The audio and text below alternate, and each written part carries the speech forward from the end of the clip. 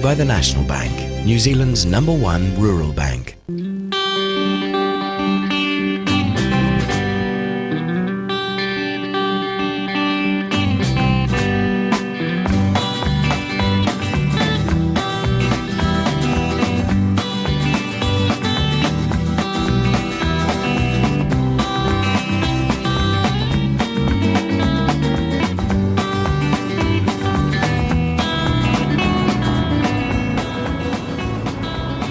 The North Island's southernmost point, where fertile Wairarapa farmland gives way to a desolate, rocky foreshore.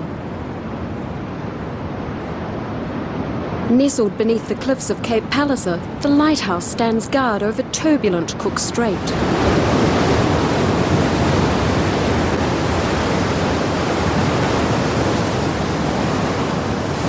Beneath the jagged cliffs lies one of New Zealand's richest crayfishing grounds, and the settlement of Ngawi. When early fishermen like Barry Bruff first came here, there was only a solitary batch. But in the last 20 years, it's grown into a community that many now call home. Ngawi was always a magic place to me. As a teenager, it was a place to go fishing. It was where you caught fish. And it was always a big adventure to come out in an old truck, an old Model A, and tow the boat out and spend a night over on the beach by the boats there, which was all marram grass and sandhills, with small cribs in there, tucked away in the tawini where someone would come and sleep a night and get a day's fishing in and then go home with a lot of fish. And that's what Ngawi was like then. But the beach wasn't like it is now. Nothing like it at all. It was just a beach, and it was wonderful to sleep under the stars and a nice campfire to cook some crays on. And it was a wonderful life. Was the fishing better in those days? Yes, it sure was. You know, everything changes in this world. Nothing ever lasts. And nor'west winds are just as strong today, and the southerlies just as cold. But the fishing, there's less fish now. But there again, there's more people. And the fishing is not near what it was like. You've got to go further, work harder, and they wouldn't be catching what they are except to the high technology that they've got to put in it today to get the fish. It doesn't pay to sleep in when there are 16 local boats competing for their share of the crayfish catch. To keep their boats safe from rough Cook Strait storms, local fishermen have to haul them on shore each night using bulldozers and specially built trailers. Getting them back into the water each morning is not a quiet business. Ngawi's dawn chorus. For fisherman Dave Sinclair, who skippers his family boat, the thudding engines are a constant reminder of his training as a mechanic. Like many of the locals, fishing wasn't Dave's first choice of job, but it gives a good life and the chance to live in Ngawi. At 34 feet, the Maivon is slightly larger than most of the other Ngawi boats. But size hasn't got much to do with success in crayfishing. Crays are constantly on the move, and the secret is to know where they are. Dave's weapons in the hunt, instinct, and a depth sounder.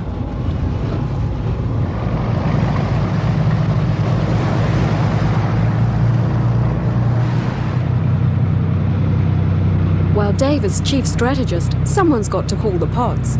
Dennis Henderson and Matt Baines will spend a back-breaking morning lifting 132 crayfish pots scattered around the bay. With 22 lines of pots to lift, it'll be a long morning. But first they've got to find their lines. If they've got too close to another fisherman's patch, they may never find them. It's war out here, and slicing a line is an expensive way of saying, back off.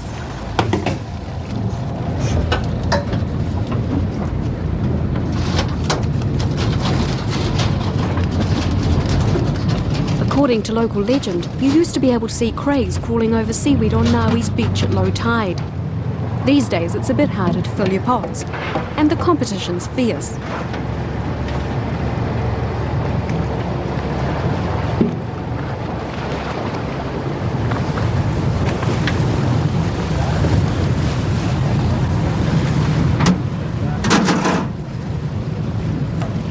As competition gets tougher, the fishing's got deeper, and heavy winches are vital to haul pots from the sea floor up to 60 metres below.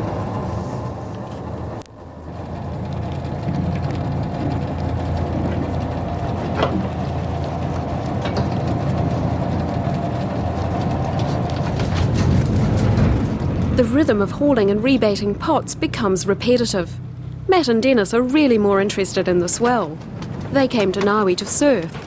Fishing for Dave lets them stay near the big one and spend afternoons off riding the waves. Baiting up has to be done quickly. Barracuda heads snare the crays, but once trapped, crays attract hitchhikers who'll suck them dry if given the chance. The crays are carefully measured. If they're up to size, the local factory takes the catch for their lucrative trade in live crayfish to Japan.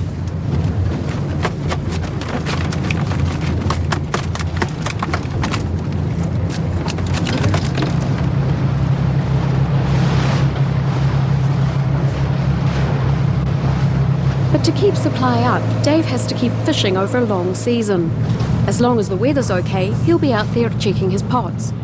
Once he loses a day's fishing, Dave loses track of where the crays have moved to. That puts him on the back foot until he can find them again. It's a daily routine from May to February. Weekends only come when the weather packs up. Winter times share help. It can get pretty hard going, but like you try and just put up with the winter. Well, I do. Just keep remembering that you're going to have the summer come along and you flat calm days all the time. Make up for it. Is there a lot of money to be made out here in crayfishing? Yeah, we do make good money.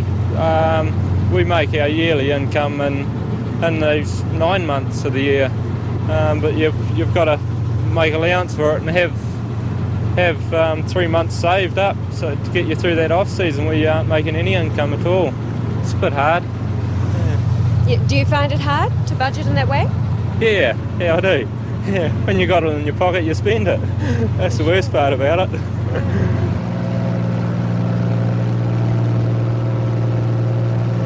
By early afternoon, they've checked all the pots, and Matt and Dennis are ready to check out the surf. It's a fast trip back, and for Dave, there's just a bit of target practice left to do.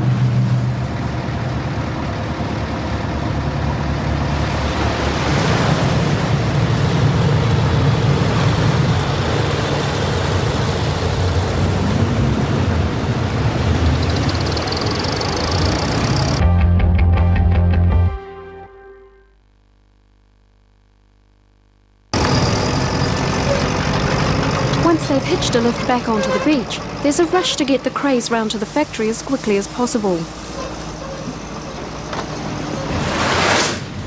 The fishing has always been good at Ngawi, but access and storage were always a problem. 14 years ago, a group of Ngawi fishermen decided to set up their own factory.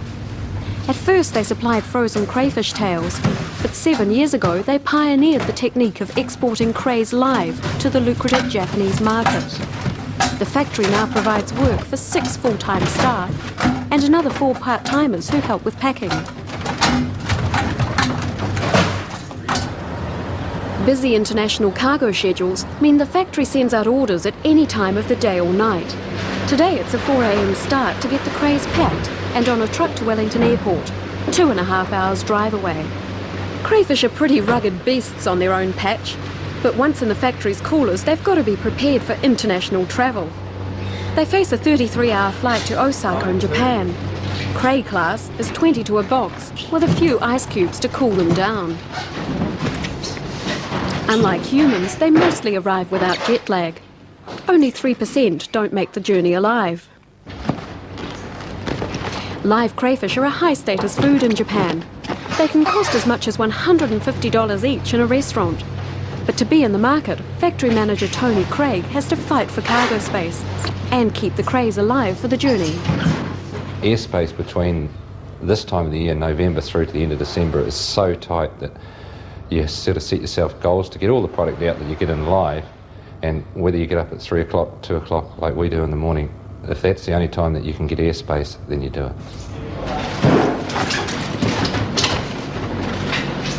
The live trade takes over 90% of the crays local fishermen supply to Ngawi packers.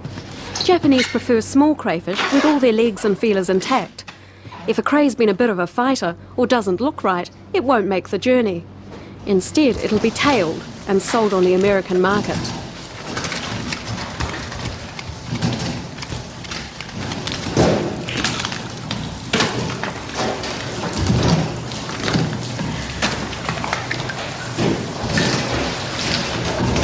The factory's transformed Ngawi from a weekend fishing spot to the centre for a full-time crayfishing industry.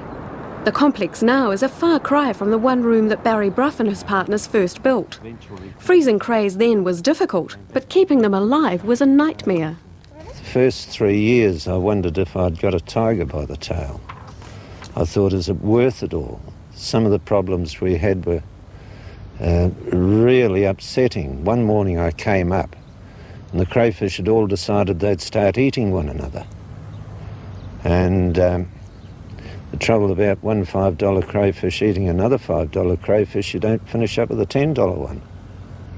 So, we had to go through the process of finding what caused it. And it was mainly the quality of the water, and that is where we focused our main attention on getting the water right.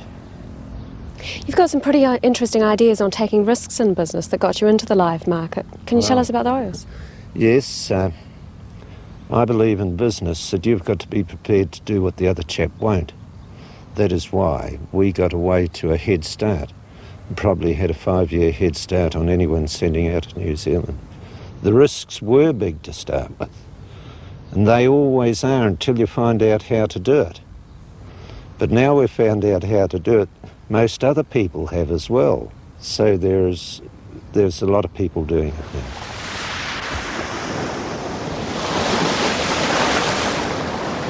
Ngawi's rocky shore provides a home for more than crayfish. It's one of the best spots to find agar seaweed. Collecting agar, or agar as the locals call it, is a popular way of earning extra cash. An Opotiki-based company turns agar into a gel used as a food thickener or for scientific work.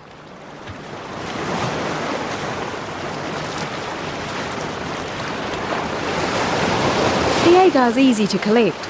Some locals dive for it off the rocks, but most wait for a southerly swell to wash it up onto the beach.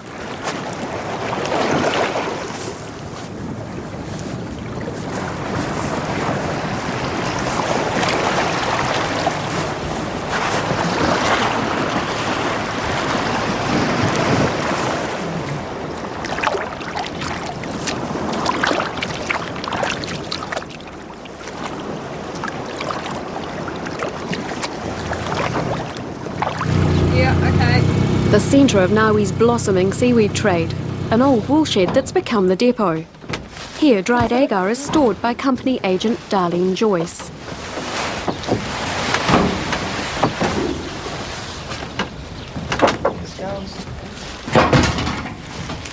Darlene oversees the collection of 50 tonnes of agar from the Ngawi coast each year. 29 kilos, Scylla. That's not too bad for one day. At the height of summer, up to 200 people comb local beaches for the delicate seaweed. Like Darlene, many of them began as weekend visitors, but since beachcombing started to pay, they've been able to stay in Ngawi. We were down here on holiday, 7 years ago now, for our annual 2 weeks holiday, and with a couple of friends of ours, in tents around past the lighthouse. And unfortunately we struck one of our nor'westers that we get here, and our tents got blown down on the second day, and beyond repair. So fortunately for us, we knew Bill Fenwick, who was then in charge of the agar, so we come and saw him about staying in the woolshed, and spent the rest of the 2 weeks here. Someone got a job offer, and we thought about it and thought, well, why not? We'll give it a go. So, that was it. When Darlene and her family moved here from Wanganui, her son Darcy had to go to boarding school. Once he's home, though, helping out with the agar beats a paper run for a part-time job. With only one farm left in the area, there's not much pressure on the woolshed.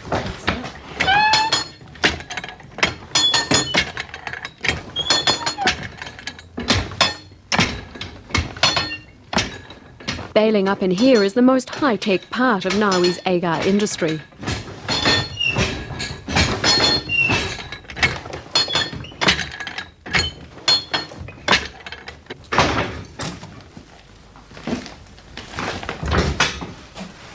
In gathering crayfish and agar from around the coast, Ngawi's modern settlers are following in the footsteps of generations of early Māori. All along the rugged coast, there are remains left of early Māori communities and their gardens. Lured by the rich fishing and abundant bird and wildlife, they made their homes around the site of present-day Ngawi. All along this coast, the Maori people had their gardens, had their homes, and they built these walls as an aid to cultivation. They were about 3 foot high.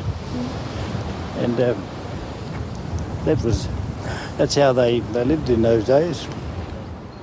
Mr. Carter has helped piece together the clues left behind by the communities that once lived here. The hills behind Ngawi in those days were called the Pikitanga ki Ngawi, or the Hill of Ngawi, from which the Maoris snared the birds, and they caught the Maori rat, and that was part of their means of survival.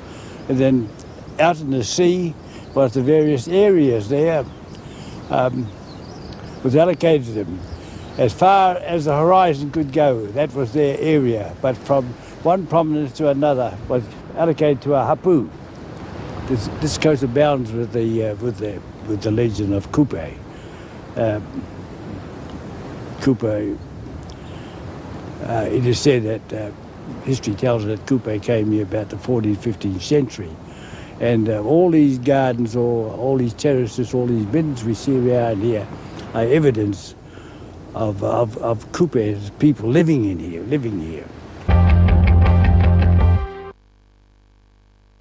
Ngawi. The name means the low moan of the south wind. But some days the southerly or nor'wester moan becomes a roar, and only dust moves around these streets.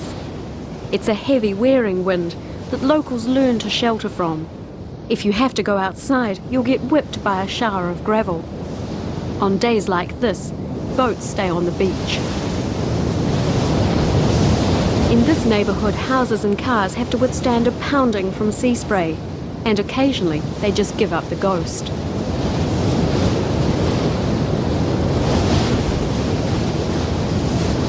As Ngawi's grown, ramshackle batches have given way to more permanent homes. Today, a slice of Ngawi paradise can cost as much as $120,000. But a larger community brings a better social life. For Effie Linton and Marion Wiley, a visiting golf club makes life even busier. On days like this, most people would love to live here, but Marion is one who feels she'll eventually be ready to go, though not because she's lonely. No, definitely not. No, there's heaps, I've got plenty, there's plenty of friends. We all sort of meet at somebody's house at least once a day, and I'd like to go to be closer into another golf course or something. But then I think we've got a lot of other things that other people miss out on. Like what? The weather? And the sea, and just a sort of natural way of life, and the people are also nice, and we all know our neighbours, and yeah, I think it's a pretty good place to live.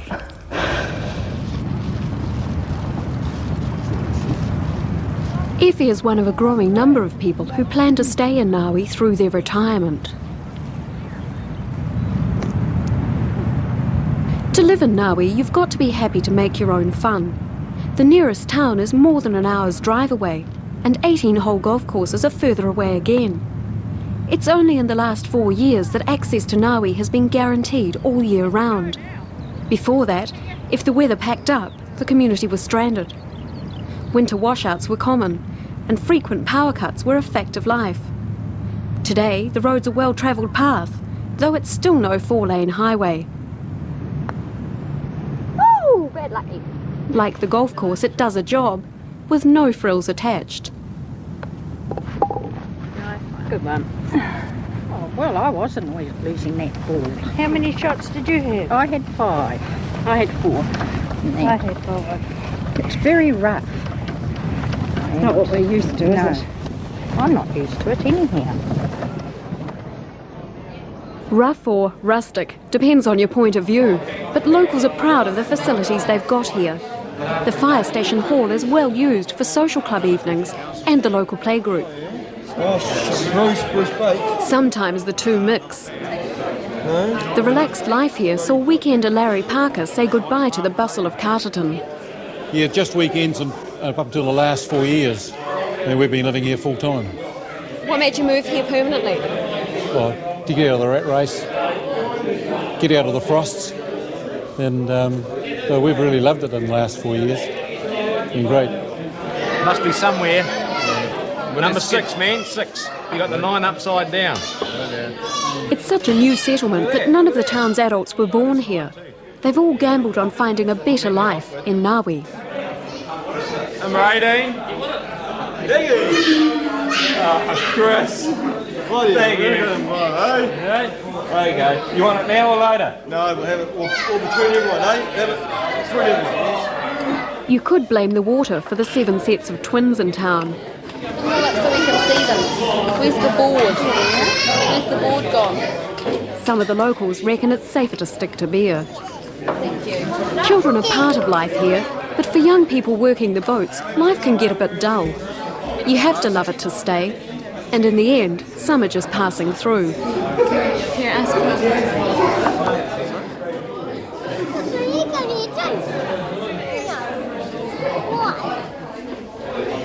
For Murray Pike, whatever its shortcomings, Ngawi will always be home.